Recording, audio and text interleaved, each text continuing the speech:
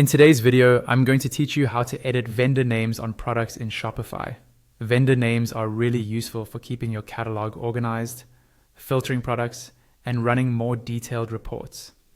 In this walkthrough, I'll show you exactly where to find the vendor field on a product, how to change it, and how to save those changes properly. First, make sure you're logged into your Shopify admin. From your main Shopify dashboard, you'll see a menu on the left-hand side of the screen.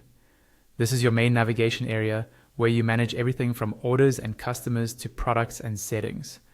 From that left-hand menu, go ahead and click on Products. This will open your full product list.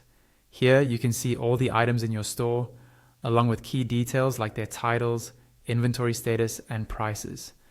You can scroll through the list, or if you have a lot of products, use the search bar at the top to quickly find the one you want to edit. Next, click on the specific product whose vendor name you want to change.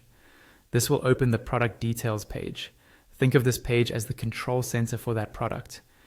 You can manage its title, description, pricing, media, and other important settings all from here.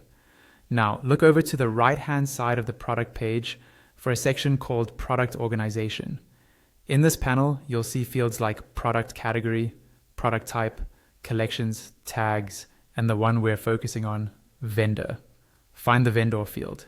If it's empty, or if you want to replace the existing vendor, click inside that box. Start typing the new vendor name you want to use. As you type, Shopify will check if that vendor already exists in your store's data.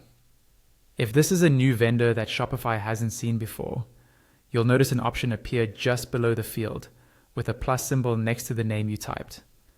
Click that option to create and assign this new vendor to the product. This tells Shopify to save that exact spelling as a vendor you can reuse later on other products. Once you've selected or added the vendor name, scroll up or down to find the Save button on the product page and click it. Saving is crucial. If you navigate away without saving, your changes to the vendor field won't be applied. After it saves, your product is now updated with the new vendor name and you're all set.